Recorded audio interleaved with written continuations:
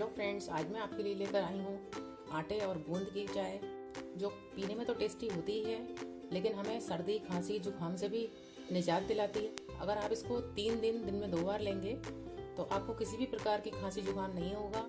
आप लोग इसको एक बार जरूर ट्राई करें, क्योंकि जब तक आप ट्राई नहीं करेंगे तब तक आपको पता कैसे चलेगा। तो आइए देख लेते हैं हमें इसको बनाने के लिए किन किन चीज़ों की ज़रूरत होगी। तो हमने ली है 1 चम्मच सौंठ यानी जिंजर पाउडर, 1 चम्मच खसखस यानी पोस्त, 2 चम्मच गेहूं का आटा, 1/4 टेबल स्पून काली मिर्च पाउडर। इन सारी चीज़ों को मैंने चम्मच से मेज़र किया है।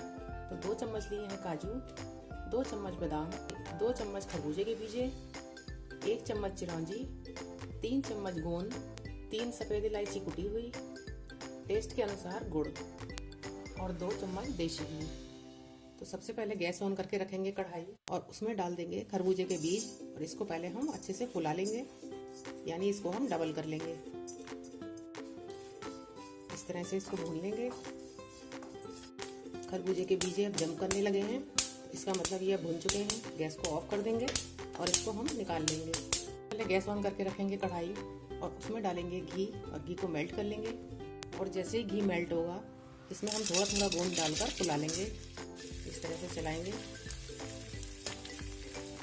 जब गोंद अच्छे से फूल जाएगा तब हम इसको बाहर निकाल लेंगे। बाकी गोंद को भी इसी तरह से फ्राई कर लेंगे। थोड़ा थोड़ा डालते जाएंगे और फुलाते जाएंगे। अब बचे हुए घी में डाल देंगे 2 चम्मच गेहूं का आटा और इसको घी के साथ भून लेंगे जब तक कि इसमें से अच्छी सी खुशबू नहीं आने लगेगी। अभी आटा हमारा भुन रहा है, तभी हम इसमें डाल देंगे सौंठ का पाउडर और खसखस। इसको भी इसके साथ भून लेंगे। जब सारी चीजें अच्छे से भुन जाएंगी तब हम इसमें धीरे धीरे करके पानी डालेंगे। पानी हमें डालना है 2 गिलास। तो इस तरह से डालना है कि इसमें बिल्कुल भी लम्स ना आए। 1 गिलास पानी और डाल देते हैं। अब दोनों चीजों को अच्छे से बॉईल करेंगे। अब उबाल इसमें आने लगा है, तभी हम इसमें डाल देंगे पक किया हुआ गोंद और ड्राई फ्रूट्स यानी चिरौंजी, बादाम, मींगे और काजू, और साथ ही इसमें डाल देंगे छोटी इलायची। सारी चीज़ों को अच्छे से पका लेंगे जब तक कि हमारे ड्राई फ्रूट्स सॉफ्ट नहीं होते हैं और गोंद एकदम आटे के साथ घुल नहीं जाता है। तब तक हम इसको लगातार इसी तरह से पकाते रहेंगे। पकते वक्त इसमें डाल देंगे काली मिर्च का पाउडर।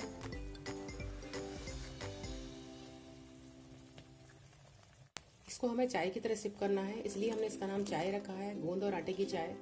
ये इम्यूनिटी सिस्टम को बढ़ाती है और शरीर को अंदर से ताकत देती है। 3 से 4 मिनट हो गए हैं मुझे इसको पकाते हुए। अब लास्ट में इसमें हम डाल देंगे गुड़।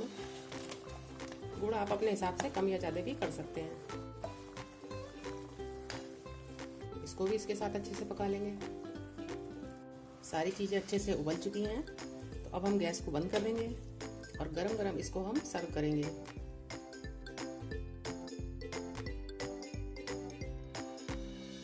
तो आटे और गोंद की चाय हमारी तैयार हो चुकी है। आप गरम गरम इसको सिप कीजिए और वीडियो कैसी लगी इसके लिए कमेंट करना ना भूलें।